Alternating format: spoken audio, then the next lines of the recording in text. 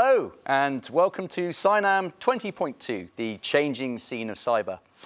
I'm Chris Dunning-Walton and I'm one of the directors of SINAM and also the owner of InfoSec People. And it's my absolute pleasure to welcome all of you to our first live virtual event for SINAM, our second headline event of the year. Normally our events are based in Cheltenham, but we come from the studios here at the DRPG studios, and we're thrilled to have so many people logging on. We had over 1,400 people registered online from the UK and abroad as well. So if you're in Australia and it's the middle of the night, thank you so much for being a part of today. One of the reasons we're obviously doing this virtually is because of COVID-19, a massive challenge for so many people with isolation and lockdown and all of the disruption that that's caused. I think one of the things that has been apparent is the need for really strong communities and networking during this time. And we hope that today is going to be a really positive part of your week and your afternoon. So thank you so much for coming here. A couple of thank yous to start. This event wouldn't have been possible without two very important people who have been instrumental in driving the organisation of the event. Firstly, Madeline Howard, one of the other directors of SINAM, and she will be speaking in her official capacity, her day job capacity later on today. And Claire Bourne, who's the operations manager at SINAM.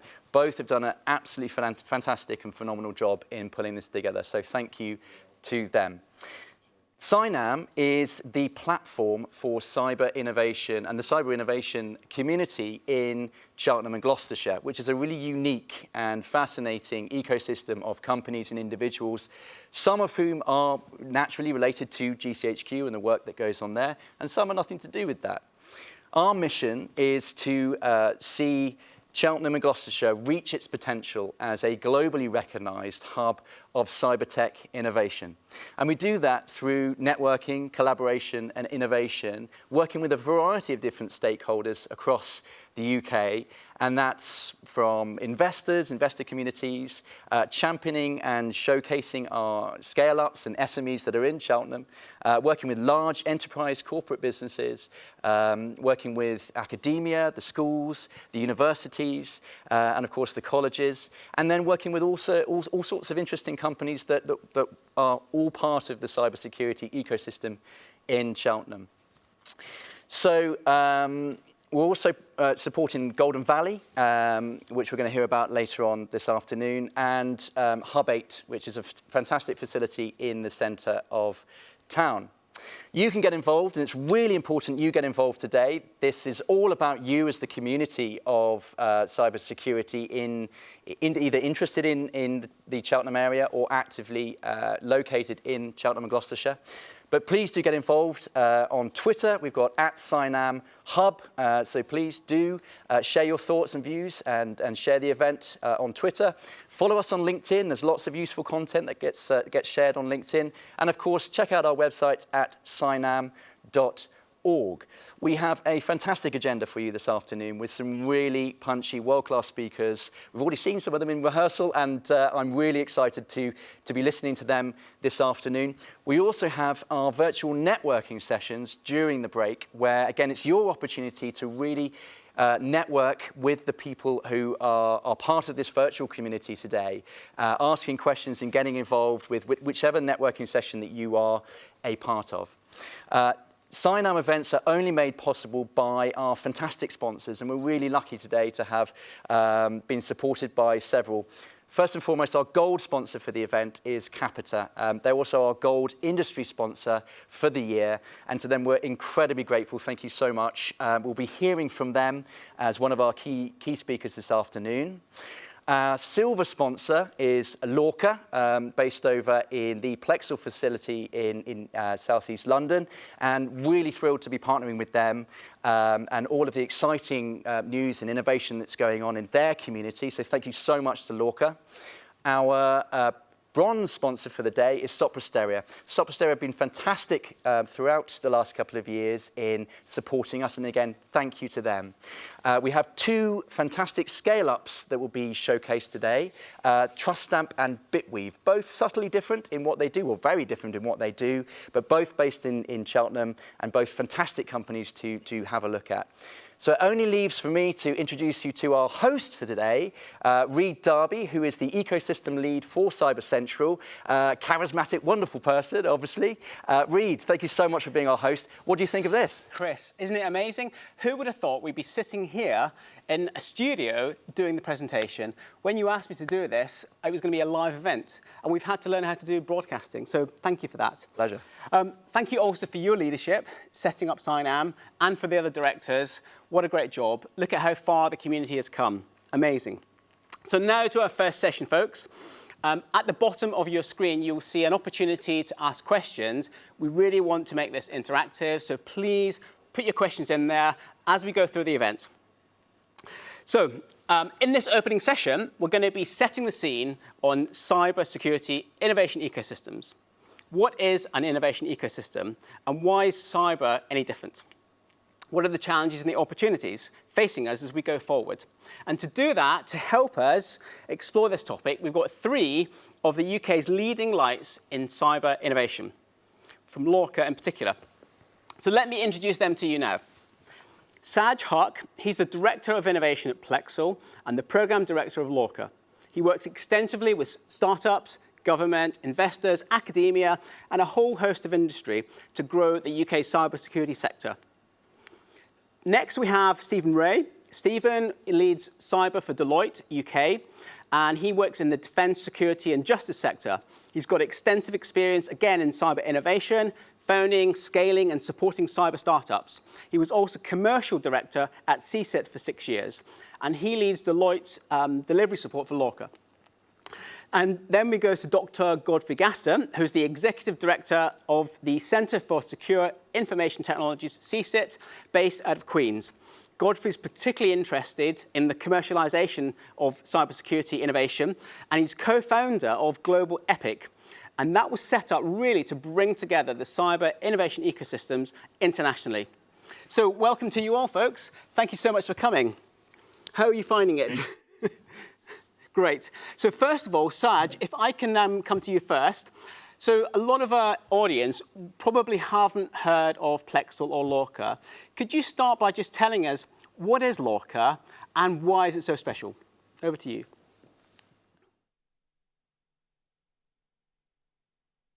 Oh, I think we've got a few sound problems there. So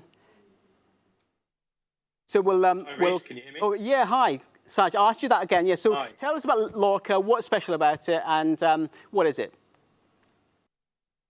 Hi, Reid. Thank you for having me as part of this event. It's a privilege to be part of it.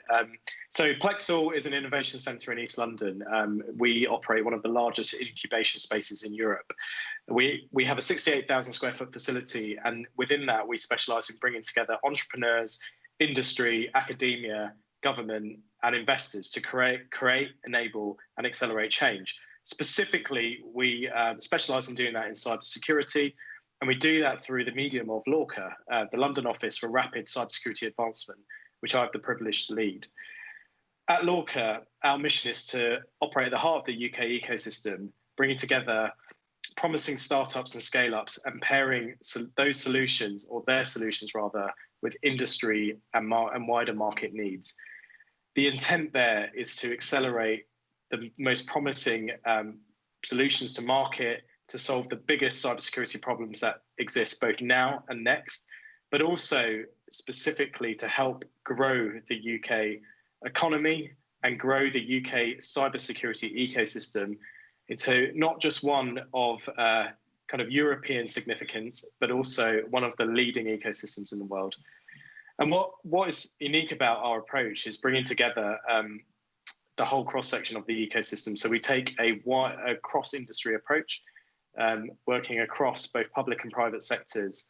And we specialize in characterizing those big challenges that I mentioned earlier, but then really working back onto the supply side, as we call it, identifying, sourcing, selecting those startups who have the potential to pair their solutions or orientate their solutions towards solving those big problems in order to meet either unmet needs or undermet needs in the marketplace.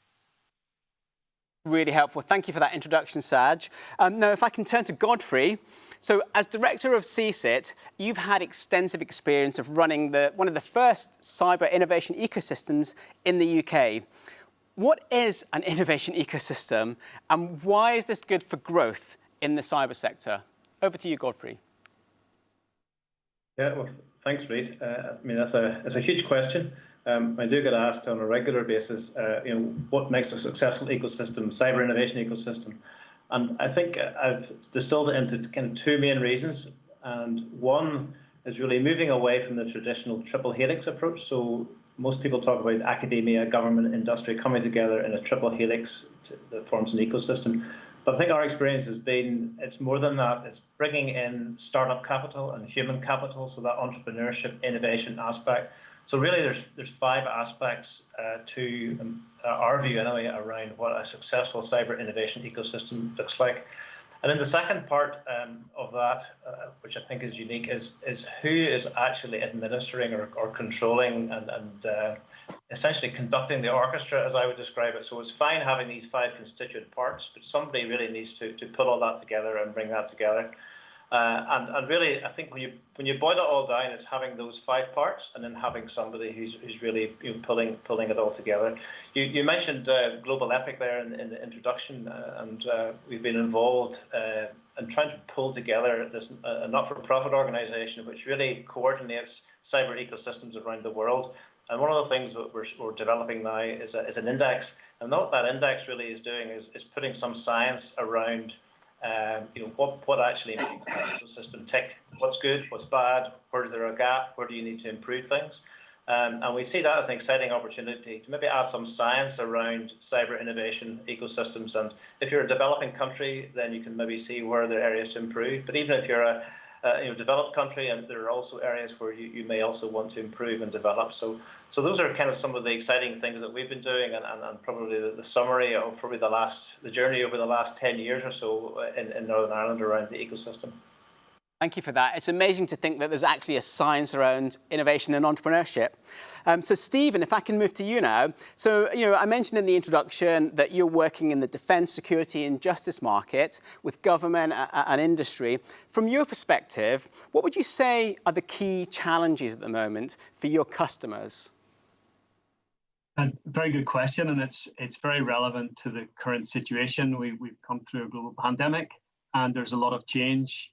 In LORCA, we've been very keen to understand emerging needs and challenges. So we've stood up something called a needs accelerator process that every 4 to 6 weeks, we bring together different sectors and we assess the challenges from a cybersecurity perspective. Then we convene a group of experts from around the UK and we iterate our understanding of those needs so that our innovators have a better place to innovate from. During COVID-19, we brought together a number of sectors from across the UK to have a discussion on what are the emerging challenges now because of this global pandemic and because of the new operating models that we've seen. And there was a conclusion from that discussion that there's a need for something we call trust by design. And the pandemic has highlighted the importance of operational resilience. And we know that technology-enabled operating models have enabled businesses to scale and adapt to the situations. But it's to make sure that those agile operating models of the future are secure, we must design them with trust in mind. And we've become comfortable with things like security by design, but something that this pandemic, it's placed a bit of a spotlight on is that there are real benefits from zero trust technologies and solutions. And we've seen that with challenges around VPNs because of organizational structure now. And certainly things like software-defined perimeters have brought real benefits. So certainly kind of agile operating models are a challenge of the future. There's two other big challenges I would just call out quickly. With this agile operational need, businesses are migrating to multi-cloud infrastructure. So there is a need for more cloud security expertise and more solutions that can help organizations support their obligations around the shared responsibility models for cloud. And also the final thing I would say that organizations, we've seen that they're very reliant on their supply chain over recent months. So organizations do require a fit for purpose platform to support quick risk assurance assessment of their supply chain and being able to understand the security of that supply chain. So I'd say those are three key challenges: just supporting agile operations, the kind of movement to cloud and cloud security expertise, and then also challenges around secure supply chain. That's great, Stephen. Thank you for that. So a lot of really serious challenges there that we have to deal with and recognise in the ecosystem. If I can come to you again, Saj, and with your focus specifically with startups and scale-ups, what would you say is their particular role in the ecosystem? You know, we've just heard from Stephen about the industry and government. What's the role of startups and scale-ups in cyber ecosystem? Yeah, well, it's quite simple, really. Startups and scale-ups are the value creators in the ecosystem. So they are the catalyzing force from turning research and development and moving it towards the later stages of the innovation process, towards the commercialization phase and into full commercialization and obviously market enablement. I mean, startups and scale-ups are specifically great at solving problems and very specific problems. In cybersecurity, there are a lot of problems. And as we kind of move forward into, the next kind of paradigm of ubiquitous connectivity, those problems are only going to expand and also diversify and become more complicated in terms of that kind of digital interdependence where our world kind of hinges upon. And I think startups will play a critical role in trying to solve those issues. They're also kind of secondly significant value creators by way of economic opportunity. So, startups, scale-ups, technology-led businesses whom I have the pleasure of working with, they create jobs, and that's significant in any time, but that's specifically significant now. We're facing into a significant kind of choppy economic forecast ahead and a landscape ahead, and the role of kind of value creators, job creators is really important in that. But in order to do that, they need access and they need opportunity. And in terms of access, they need access to those problems to solve, but also the networks, the talent, the marketplace to take their ideas, their products, their services towards those problems in order to apply them and solve them. So on the access point, I'm really happy to say today, for example, that Plexel has partnered with Hub8, the ecosystem operator in Cheltenham, whom many of you will know very well, in order to enable kind of interconnectivity between the Cheltenham ecosystem and the London ecosystem more tightly. And in terms of the opportunity point, we need to bring investors and also the buy side, people who are on the demand side, more closer to solution development as well. And that's why we hope that this kind of network effect and the work of stuff, organizations such as SINAM in bringing together that community, that helps to kind of propel startups into the next phase as we move forward in time. Thank you, Saj. Well, congratulations on that news. That's excellent. If I can move quickly over to Godfrey again. So just focusing on the academic piece, could you tell us a little bit about the relationship between the academic sector and startups in our ecosystem? Yes, well, I think that's a key area of which over many years there's been lots written and lots talked about. But I think the most important piece, I feel anyway, is that in the research, it's really important to have the startups working hand in hand with the academics, making sure that what the research that we're doing is relevant for industry, relevant for the market, and that's what we've certainly tried to do within CSIT, and I know a lot of universities nationally and internationally are now doing that as well. So I think that partnership is absolutely critical. Gone are the days where academics are researching things just for the sake of it. I think it's clearly much more focused around economic development, wealth creation, and I think we're seeing that more and more as these ecosystems develop. So I think that that interplay between the two is critical. I think particularly with the startups, because they're resource limited, and I think the universities can particularly help come in alongside and basically help them to stand on their shoulders and support them as they grow and develop and scale up. That's excellent. Thank you, Godfrey. And we've just got time, I think, for one more question. So, Stephen, so you work a lot with government. Maybe this isn't fair to ask you this question, but what can government do to help this cybersecurity scene? I think one thing I think that the startup scene needs, and I don't know what support can be brought from all the various packages that government have, but I think that the thing that would be great to encourage our startups to have more of is ambition, and really try to scale up their ambition and also their resilience, and just to have the tenacity to embrace big opportunities and try and sell and globally right from the start. And we see that in other ecosystems around the world, in the US and Israel. There's much stronger ambition for some of the entrepreneurs. So programs and support, which there are many of from government, that can just help drive that would be a big thing. Thank you for that. And just finally, Saj, as we sort of think to the future, we think about scaling cyber innovation ecosystems. What can we do in the UK to really scale up internationally? It kind of follows on from what Stephen said. We need to think bigger, and we need to think broader. We need to be global in our mindset, and we need to take a partnering approach to this. Cybersecurity as a domain, you can't do it on your own to solve every problem, but in terms of scaling and becoming globally significant, obviously you need to partner, and that's what I think the opportunity is for the UK looking ahead. Brilliant. Well, thank you so much to Saj, to Stephen and Godfrey for being part of this panel, and good luck with the next phase of what you're doing. Thank you, folks. So, onward. Now, don't forget that there's an opportunity for you to submit questions, so please be thinking about those, and you can write those now. We will be hosting a Q&A session later on in the event, and I'm really looking forward to that. But now we're going to do a bit of a deep dive on a topic that I'm sure will be of interest to all of you.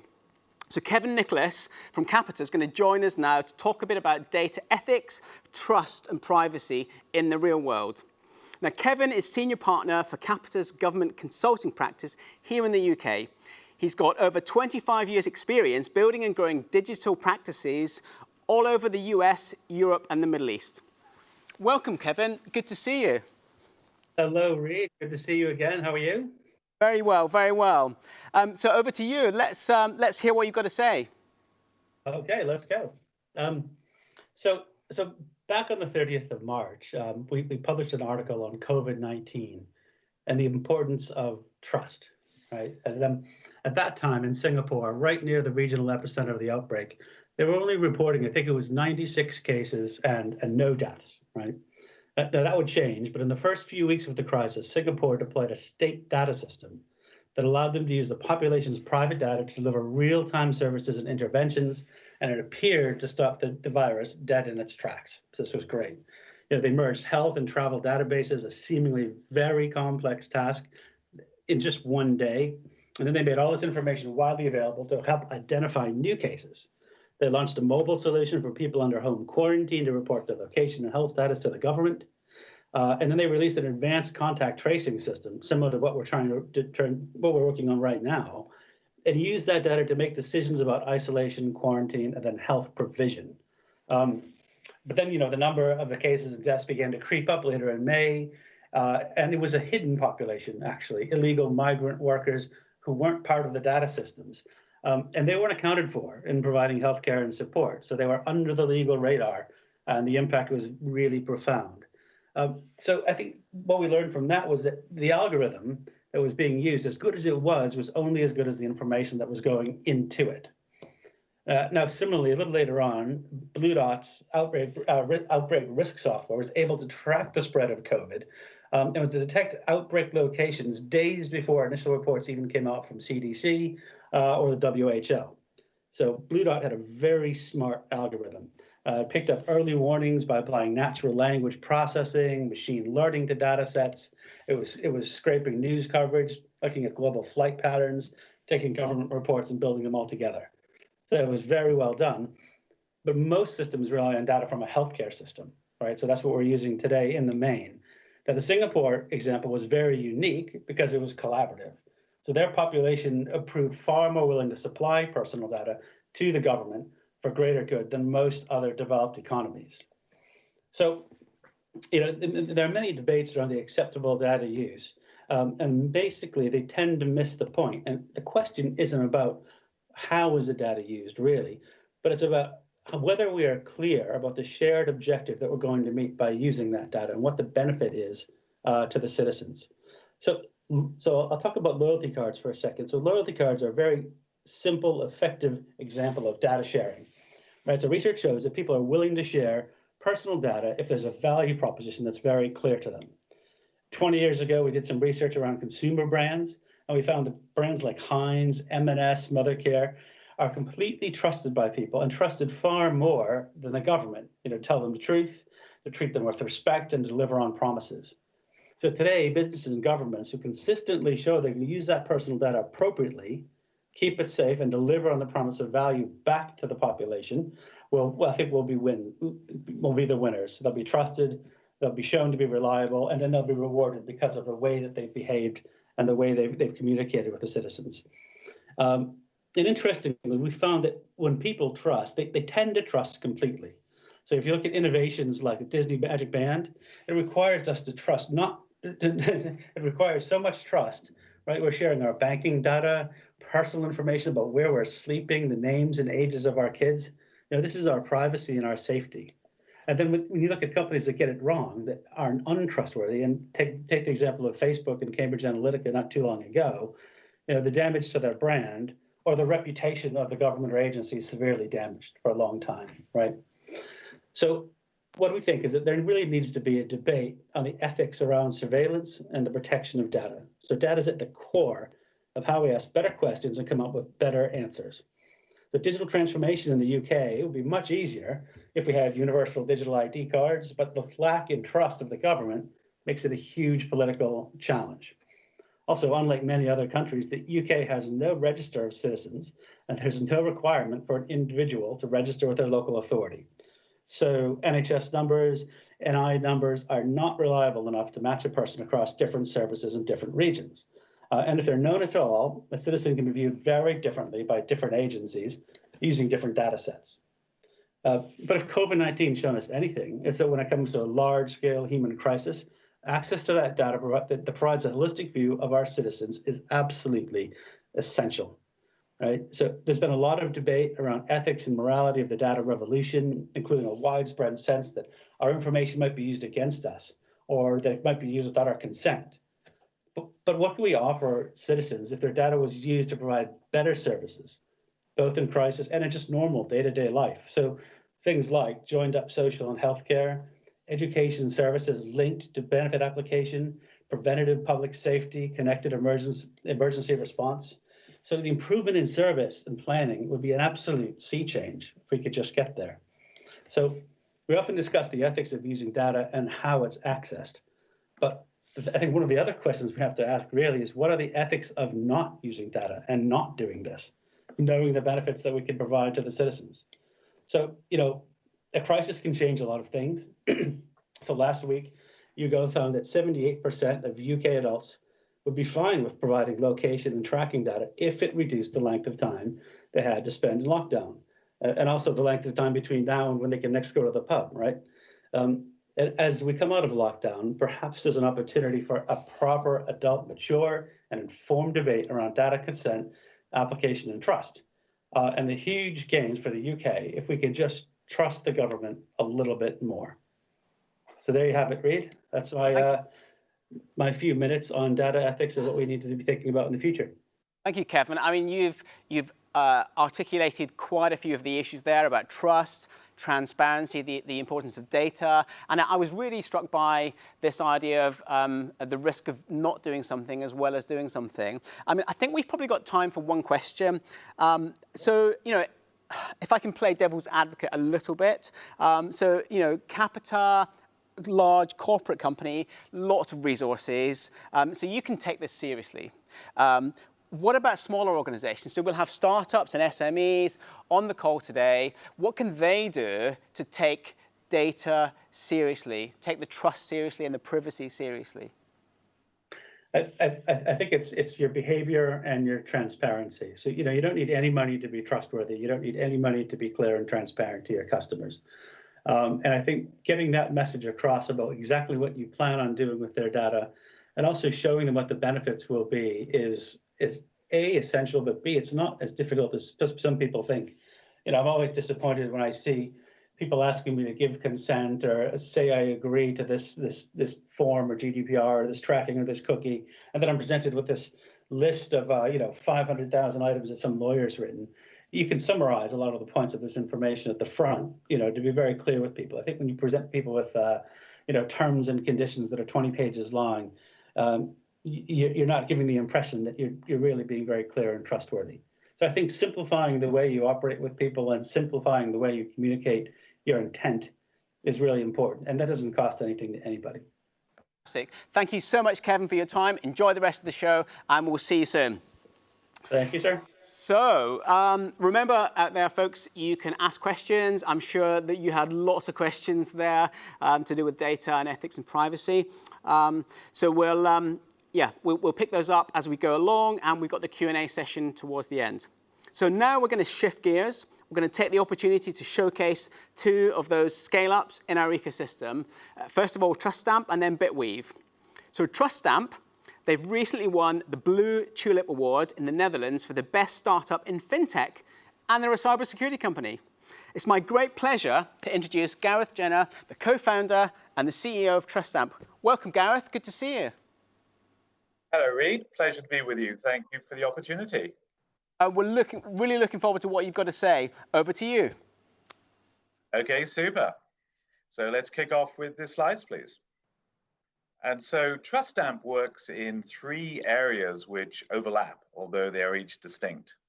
And the first is security. And by security, what I mean is to create an environment in which personal data can be protected against loss, whether inadvertent or aggressive. Secondly, privacy.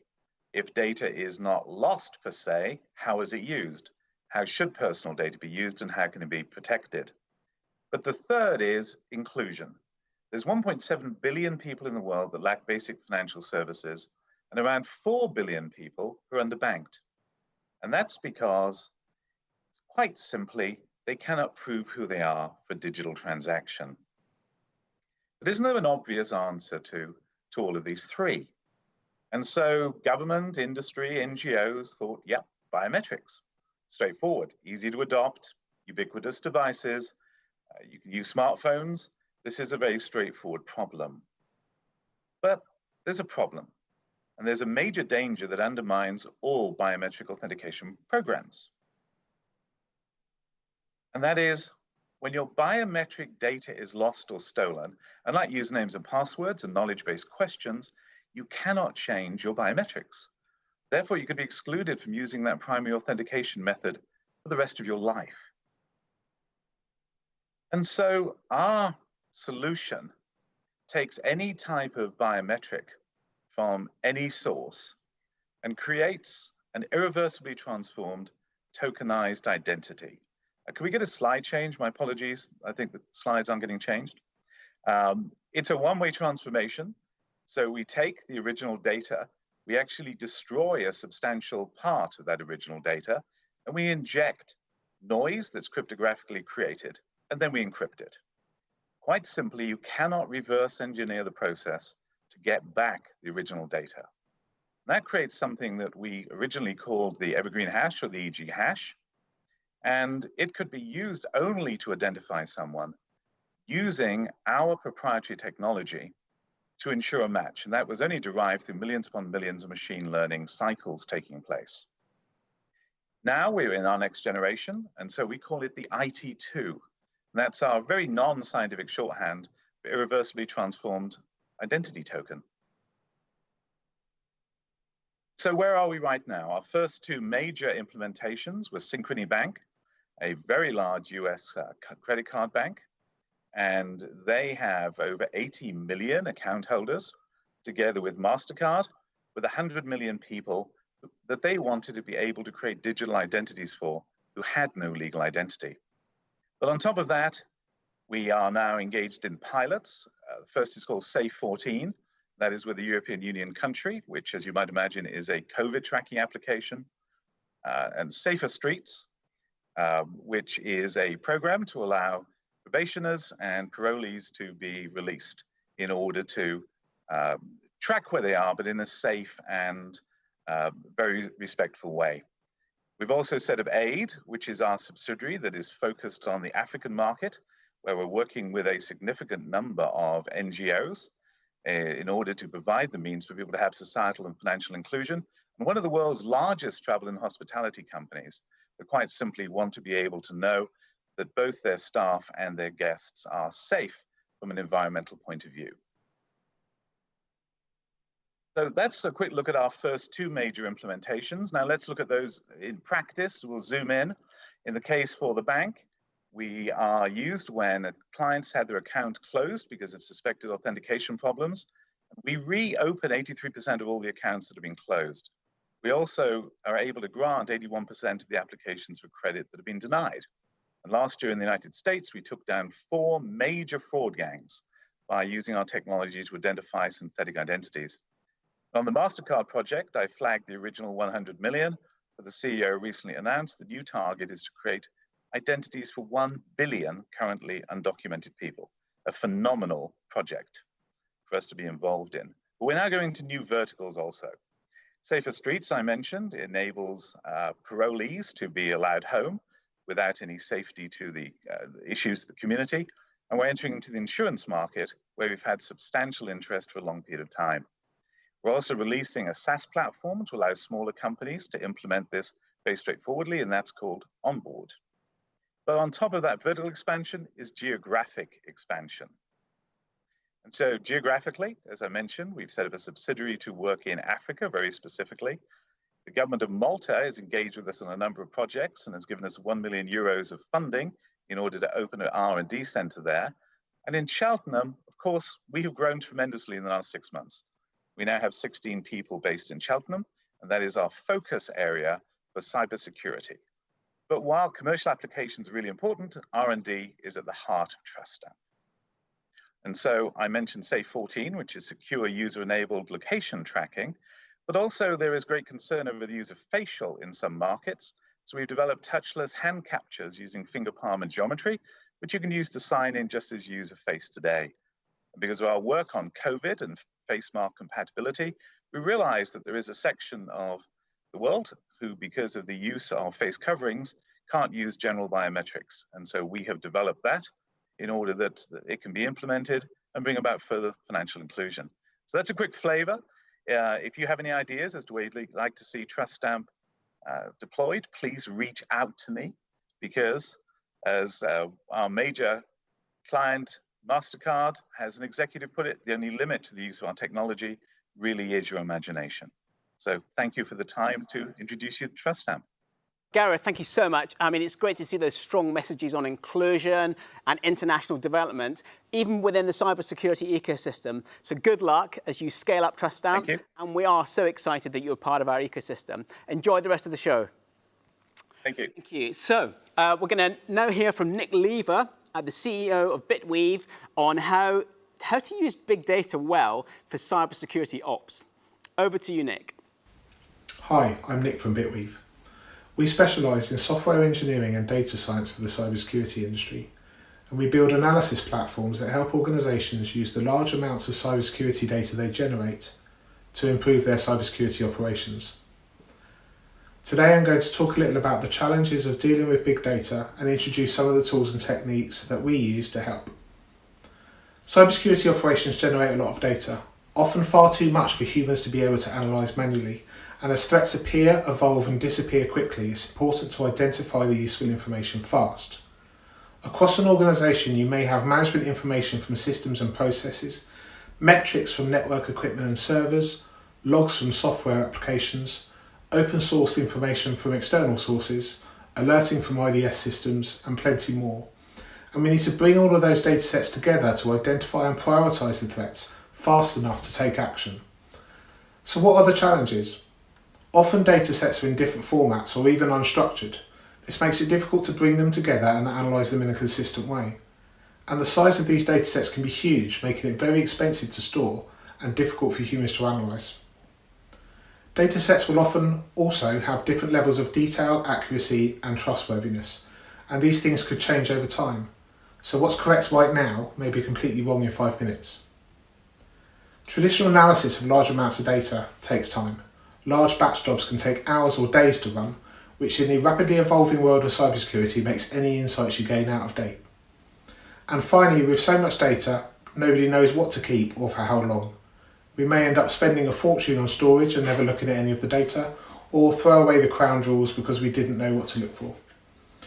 So we use a bunch of tools and techniques to help us with these challenges. I'm going to briefly talk about cloud computing, containerization and scaling, streaming analytics, and machine learning. For many of you, these are well-known concepts, but for those less familiar with these terms, I'll provide a brief explanation of each. First up, cloud computing. Traditionally, companies buy big servers to host their applications, which is fine for hosting traditional applications which have a consistent amount of resources. But trouble arises when you have an unknown workload like processing variable data feeds. Cloud computing lets you scale your infrastructure up and down automatically in line with your workload, which means you only pay for what you use. So on to scaling and containerization. To maximise the benefits of cloud computing, it's useful to split your large applications into smaller chunks. This is especially true where the workload carried out by different parts of your system scales in different ways. For example, you may have an analytic that scales based on the complexity of the data it's dealing with, and another that scales on the volume. We handle this by breaking our systems down into small self-contained services that can independently scale. When one service needs to do more work, we create more of them, and when the workload drops again, we switch them off. So that's how to scale processing, but what about storage? Big data can also take up a lot of disk space. If you try and keep everything, at some point it becomes too expensive. Traditionally, we keep our data on a disk, and if you want to do some analysis, you extract it and you run an analysis job on the batch.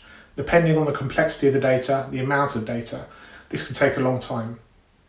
You also need to work out how long to keep the data for. You don't want to keep everything forever because it costs too much, but you don't want to lose useful information by aging things off too soon. This is a difficult balancing act. One solution to these problems is to keep the insights and not the data. Once you've extracted the meaning from the data, you can throw it away. Also, you don't need to do this work as a batch. If you're able to extract the information you need from the data when you first see it, it never needs to be stored at all. This is what a streaming analytic does. It consumes a stream of data events as they arrive, analyses each event, stores the insights, and discards the data. This way, the data is never written to disk, which saves you money, and your analysis is always up to date. Finally, machine learning. Sometimes a problem is just too hard for a human to do manually in a reasonable time, and is too complex to write a specific analytic for. In these circumstances, we might turn to machine learning. Machine learning is a type of AI that learns from experience to make decisions and predictions, and we can use our existing cybersecurity data to train these algorithms so they can spot the things we're interested in and react to them automatically. For example, we could use machine learning to identify unusual activity on a network and take protective action. Bitweave brings the above concepts together to build scalable, secure data analysis platforms that can extract actionable insights from vast amounts of cybersecurity data in near real time. If your organisation has some of the challenges we've spoken about today, we would love to hear from you. Also, we're hiring. If you have a passion for problem solving and cybersecurity, please get in touch. Thank you. Thanks to Nick for that on big data and cybersecurity. It's really exciting, isn't it, that Bitweave are recruiting at the moment, particularly with the uncertainty around the current situation. That just goes to show some of that resilience that we have in the cyber sector. So well done, Nick, and good luck for your recruitment. Now, we've had lots of content so far in the broadcast. Now it's time for you to do some work. It's time for you to join the networking breakout sessions that we've organised for you. So if you've pre-registered, you should already have the joining instructions. So please go ahead and join the breakout rooms.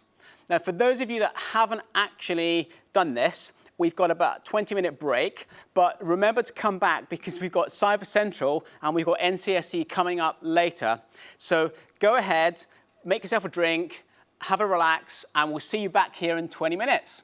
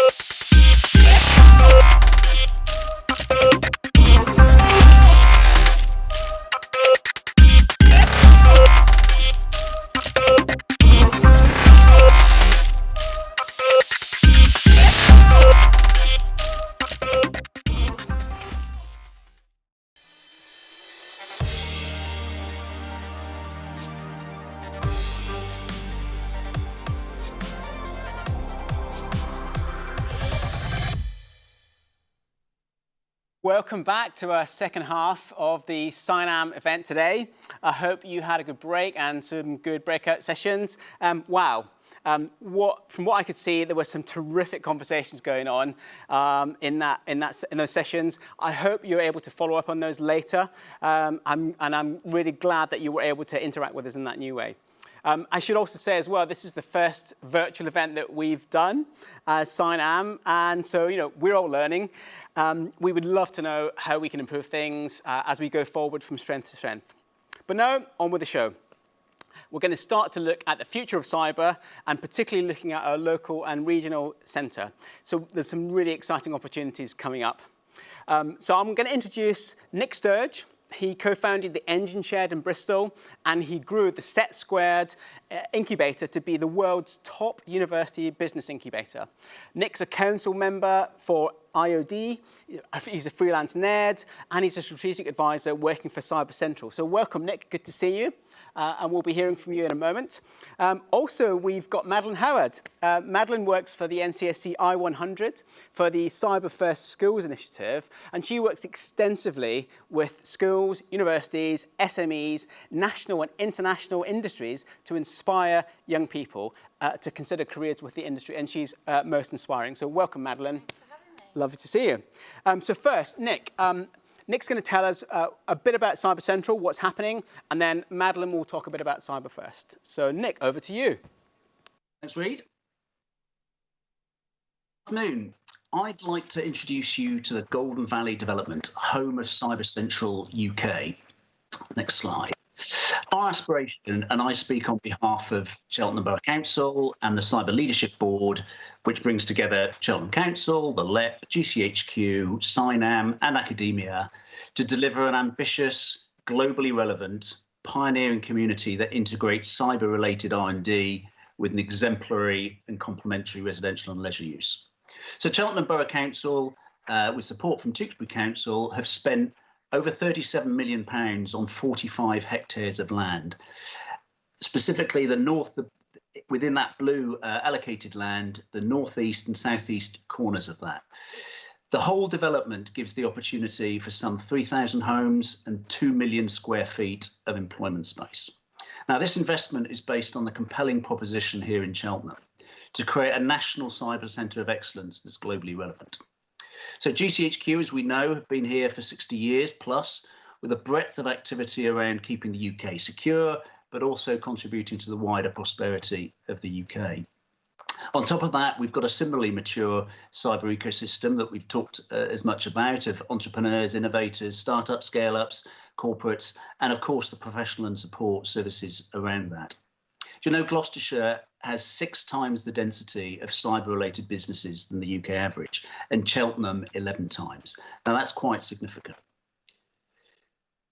But what's been underappreciated to date is that aspect, but also the richness of the global corporates that we've got, the tech corporates that we've got in and around Cheltenham.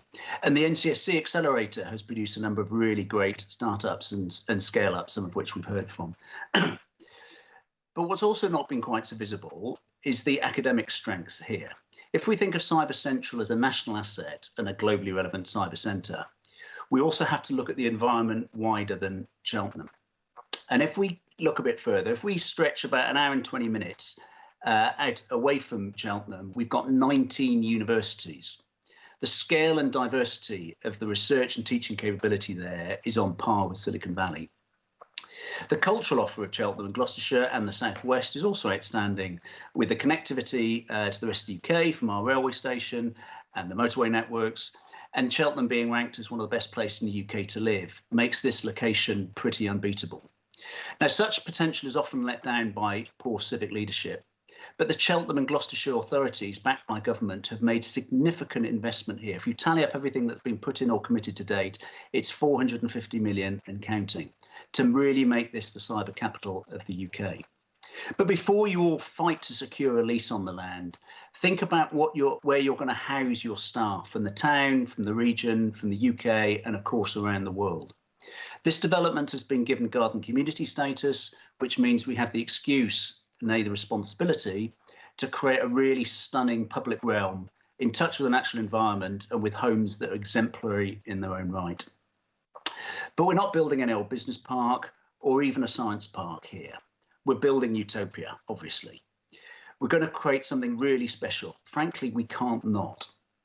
With such a great foundation, with GCHQ, the academic offer I've talked about, the great ecosystem we've heard a lot about, embodied and enabled predominantly by SciNAM, it's our responsibility to continue to develop that ecosystem and create an innovation at the heart of Cyber Central that really unlocks that at scale.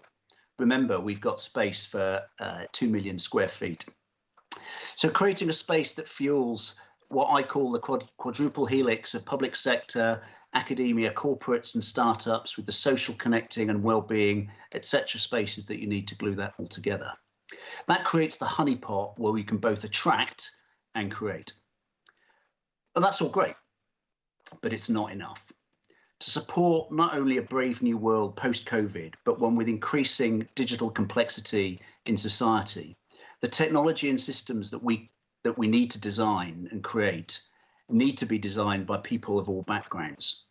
We need to train, recruit, and retrain people from all backgrounds and characteristics to help us solve the societal and technological challenges to create a future that we can all feel safe in.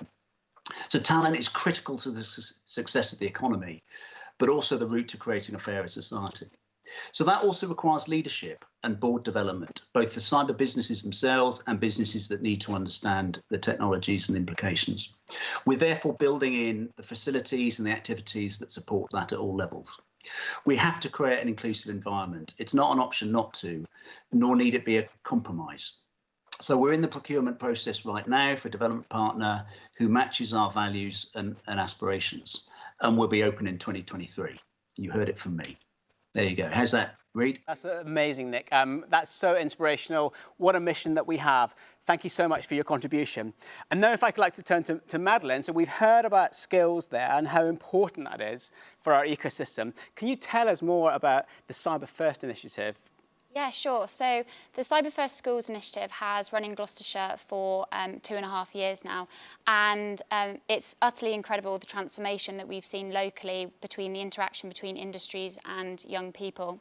Now, this initiative had key aims of increasing the number of students who take computer science at GCSE and A-level, increasing diversity and inclusion with a particular focus on getting more girls engaged, and also looking at how can we make computer science and cyber and technology more exciting when we engage lots of different industries.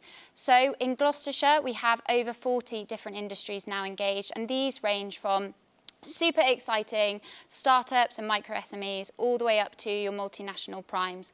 Each of these bring a different unique experiences, aspects on the industry. They've all got different routes into the journey and how they're there today. So it's amazing that we can bring this much excitement and expertise to young people. These industries have supported our local schools through inspirational trips, visits, workshops. We've held student-only SciNAM events. We've run large-scale events to excite children into coding, but also softer skills and, professional skills. So it's a real mix of actually what can we do when we get really exciting companies engaged. Now, the impact that we've seen locally, I think, has been is really well encapsulated in a phrase that an amazing computer science teacher said to me, which is, you cannot be what you cannot see. So by showing these children the amazing opportunities that we have in this industry, not only in Gloucestershire, not only in the UK, but internationally, it makes them excited and it makes them see that their futures are there for them. So Cyber Central is amazing because we're able to showcase that on our doorstep. But I think, what can we do outside of Gloucestershire, across the UK and internationally? Wow. Thanks, Madeline. That was so interesting and so important.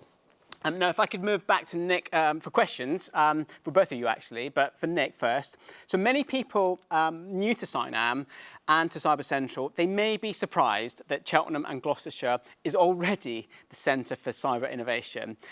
Why are Cheltenham and Gloucestershire not better known for cyber innovation already? Well, it's not the easiest sector to be public and shout about, but we're in a changing world, and that will change. And of course, natural behaviour is to keep quiet about what you're doing, and it's a classic British thing, and we also have this kind of classic parochial horizon and think about what's local. And as I've said, if you go up 50,000 feet, if you like, and look about what's around, a lot more pieces of the jigsaw fit into place that aren't apparent if you look from just below. And of course, traditionally, local government does well at marketing the cultural offer. And of course, you know, Cheltenham has a really strong cultural offer, well-known, internationally known cultural offer. So perhaps that's stolen the limelight a bit from this naturally secretive environment. So, you know, we're lifting the lid on that, which I hope is exciting. That's great. And if I can stay with you again, Nick. So you talked a bit about scale there and ambition. What confidence do you have that we can truly scale the cyber innovation ecosystem locally, both nationally and internationally?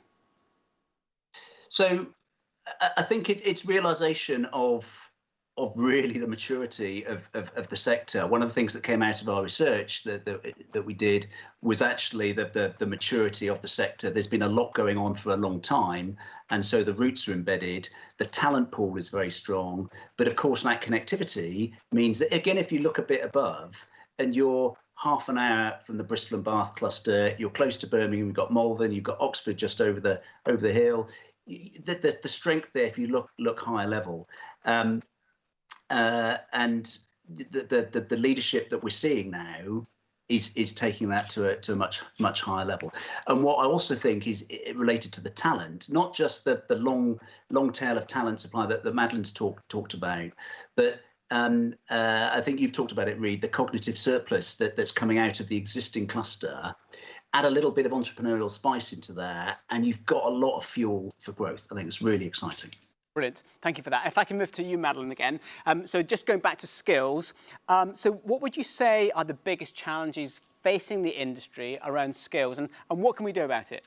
So I think there's kind of two elements that are our biggest challenges. The first is actually making it accessible for young people, but also people who want to change career and move into the cyber industry. Make it achievable. We see a lot of junior roles advertised now where they're asking for X amount of years of experience and, you know, loads of certifications, and that's not achievable. Actually, if you spend some time with young people and you spend some time getting to know their skills, you'll see that they are so passionate and actually they would be very equipped to do those roles. So I think it's a little bit of flex because we're so new and fast moving and cutting edge. We can't expect people to have what we deem to be, you know, desirable. And then I think we also have to look at diversity and inclusion. We have to acknowledge, and I think we do acknowledge as an industry, that we really aren't the most diverse of industries. But I think it's fantastic to see companies who are making changes and putting together procedures so that we can be more inclusive. So I know yesterday a big pledge was launched by Sygenta and CybSafe against racism in the industry to make sure that as a community we stand for inclusion, diversity, because that's how we're going to excel the industry moving forward. I mean, that's so good to hear and so essential. So another question for you, Madeline. I mean, I guess if companies that are watching would like to get involved in cyber skills work, what can they do next? So I think it's really important that you just do anything. Wherever you are in the world, you're going to have young people, schools, colleges, universities close to your location. Just because we're, you know, remote now, it doesn't mean you can't hold live streams on YouTube. You can't run VTCs for them. Whatever, you can get creative. In the UK, we've got fantastic schemes, and I'm sure there are schemes internationally such as the Cyber First Initiative, Teen Tech, all that look at getting students not only into cyber but also into STEM roles. So I think it's important that as a business, even if it's one day in a year, you think about encouraging the next generation because they're the people who are going to come and work for you and you want the best talent. And the final question for Nick, if he's back. For the students listening, what would you, in fact, I'll ask this to Madeline. Oh, no, Nick's here, right. Yeah. Nick, for the students that are listening, what would you say are the top 3 things that they should consider if they want to get involved in the ecosystem as a student? So for me, there are some general things I think for any industry, and of course, as we move forward, the world of work becomes more fluid in terms of what the options are. But the 3 things for me are: think differently about what you can do. And to aid that, try as many different things as you can to understand what you're good at and what you enjoy doing. The things will probably align. And then the third thing, having worked with a lot of small businesses, what the feedback they get is they might have students, graduates, undergraduate, people who haven't come through the university system, are lacking sometimes in the softer skills. So build up those skills like self-confidence. Because remember that if you're going for an interview for a job, it may be that the person interviewing you doesn't know as much as you do. So have the self-confidence to bring out what you do know and what you're passionate about. And Madeline, maybe just to wrap up, any top tips for the students out there? Get on Twitter. The community are amazing. Always happy to answer questions. Like Nick said, get yourself to events, build up your confidence. The community are really helpful, and I think building up those personal skills is really important. And also have fun and learn everything. You can never stop learning with this industry. There is so much to learn. Awesome. Thank you so much to Madeline and to Nick. Looking forward to seeing what you do next with these things. So my job as host is almost complete. I've been fantastic audience. I'm going to hand over now back to Chris, who's going to lead our question time. And that promises fascinating. I've seen some of the questions, and I'm sure they're going to be well answered. Reid, thank you so much. Brilliant. I think if we were able to do a virtual round of applause, we certainly would do so. But here I'm going to go to the last part of our transmission today. Huge quantity of questions, 70, 80 questions we've had. We've had over 800 people online as well. So we're going to bring the panel back. I'm going to skip all the questions about my shirt. Doesn't count. We're going to move on with stuff that actually matters. But thank you for those. So the first question I'm going to ask is for Kevin. Kevin, great question this one. What is a cybersecurity event without asking something about blockchain? So for you, Kevin, what are your views on the use of blockchain in data sharing? Chris, you're barking up the wrong tree, I'm afraid. I don't have a strong view on that one, really. You know, I have a pretty large technical team that would probably have very strong views on the use of blockchain and that, but I don't think I'm the right guy to answer that question, to be perfectly honest with you. It all comes back to trust, and I'm going to stay honest. Fair enough. Well, that was probably quite a curveball for you. Madeline, we'll go back to you then very quickly and ask, there's one particular question here. People think that hacking is just about, cybersecurity is just about hacking, but it means so much more. And there's so many different skills required. How do you manage to get this message to younger people, that it's not just about technical hoodies and hackers and you know, dark cyber, if you like? So I think that this really comes down to how the industry presents itself, and I think we're moving in the right direction with not moving away from images of boys in hackers and hoodies, but also if you're a company, get in the school and show them what you do and what you're all about. I work in cybersecurity, but I work on the human side of cybersecurity.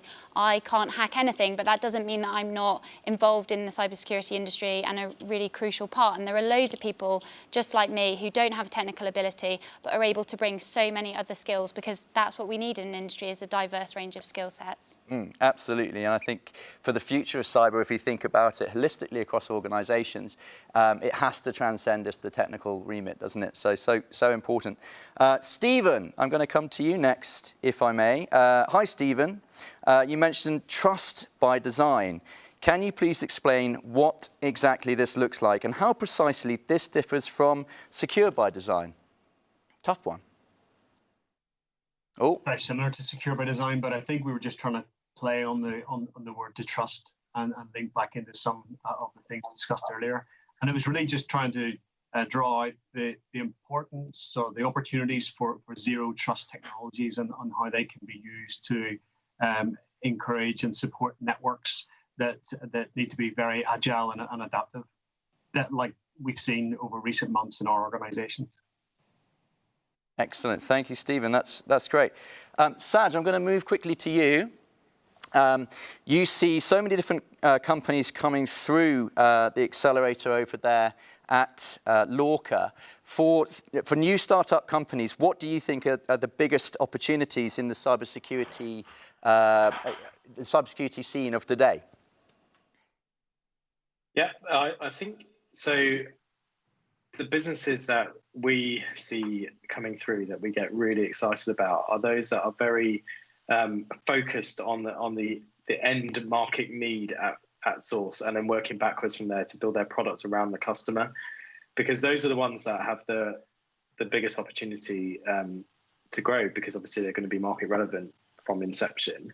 I mean, we see such a broad range of products and services and different types of innovation. So, you know, what I would call incremental innovation, which is important in terms of diversification of the supply chain, you know, doing things better, faster, cheaper. But then we do see like some pretty truly disruptive stuff. So, you know, all the way down to kind of new hardware based solutions, which are really exciting. But I think it's about that kind of customer focus, which gets us really excited about a company. You know, ambition as well. I know we talked about it earlier. So having ambition to not just be a kind of, you know, a kind of a middle range business at a kind of regional level, but really thinking, okay, so how do I take this further? How do I think bigger? How do I go broader, international and scale? That's really exciting, because really at the early stage of innovation, it's all about the team. You can take a really good team and build a product around an exceptional team. Then you can take in a really good product with a poor team. I think that's so true, isn't it? Everybody says they've got something completely different, but actually there are some fantastic companies out there that just do something that already exists, but just a level better, slightly faster, slightly leaner. Fantastic. Thank you so much. Kevin, I'm going to go back to you. I'm hoping this one's more relevant. Kevin, how feasible are third-party trust kite marks for products, services and organisations so that non-experts know where to place their trust in the digital economy and where not to? What might be the challenges for launching a market for third-party trust kite marking? So I do think it's feasible, but I think the intent behind the organization creating the market itself has to be very clear and has to probably be non-commercial. You know, I mean, everyone knows things like Trustpilot have been very successful for certain types of products and services. But I think if you're going to go to the discussion that we had earlier around data and ethics and the use of citizen data for government purposes, that it would be far more meaningful to have backing from a central government agency that says this is trustworthy, because they're not in it to make money. They're in it to keep everyone safe. And if that's the intent, then yeah, it's very feasible. If the intent is I'm just trying to make some money, I don't see why people would find that to be as valuable or as valid as something that's done from either a nonprofit basis or a government basis. Thank you. That's great. Thank you, Kevin. Gareth, I'm going to move back to you. Exciting startup time, multinational company, international company, both physically located in different locations.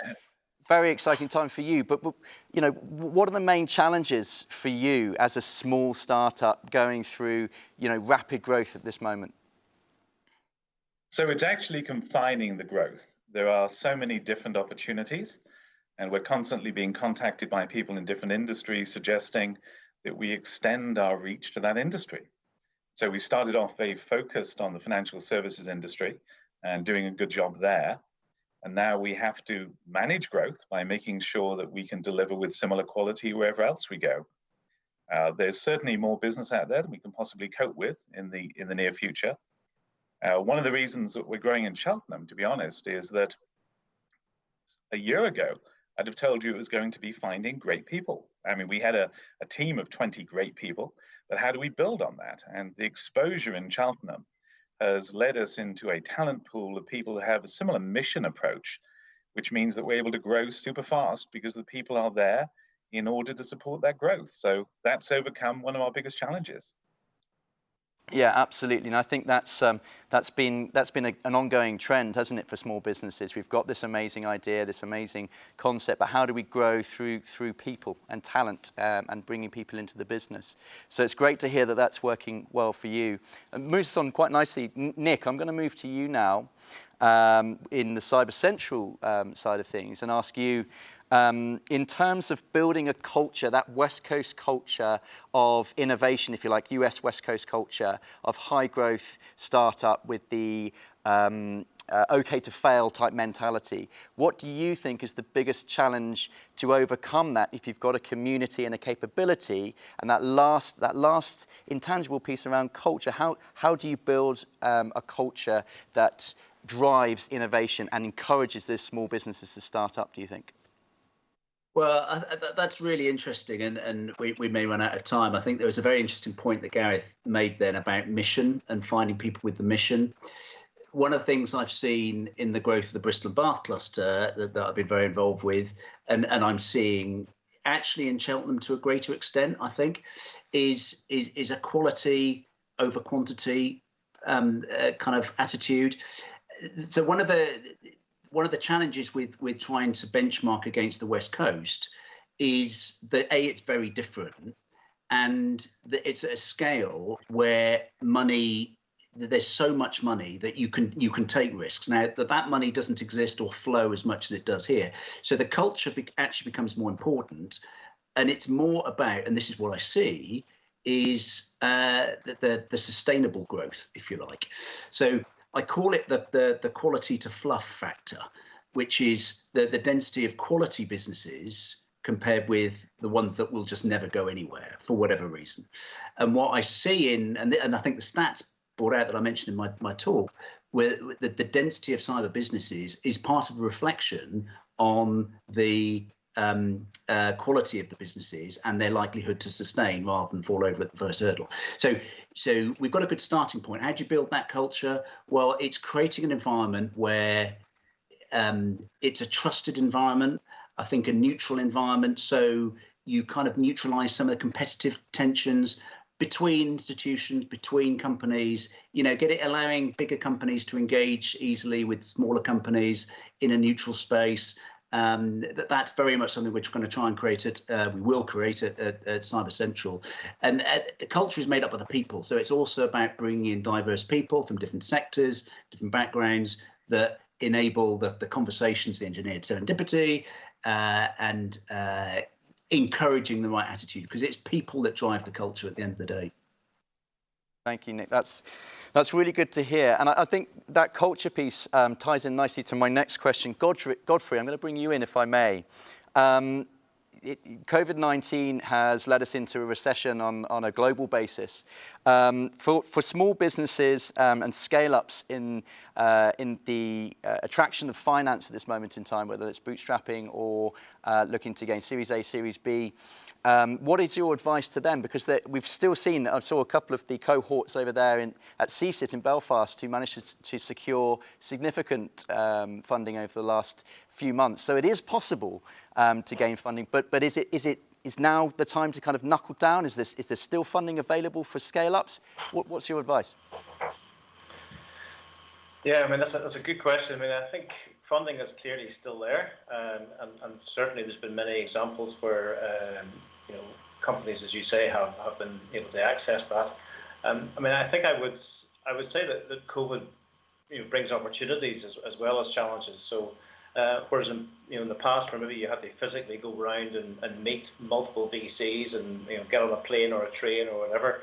There's an opportunity now to, if you are trying to raise money, it's this new world where it's actually much easier just to, with one day you can probably meet, 3 or 4 people online. So yes, there are challenges. Of course there are. It's an interesting world in terms of the finance, but also I think I would probably like to take a more positive view and say, yeah, if you've got a good product and a good company and a good team, you use the opportunity and use this new world and new way of working to your advantage. I mean, I think a good example I always quote is, we had some local meetings in Belfast where the early meetings before COVID, we had 40 or 50 people at the meetings. Then we did the same meeting online, we had 450. So there's an opportunity to get your name out there, get your company out there, and use this difficult time actually to your advantage.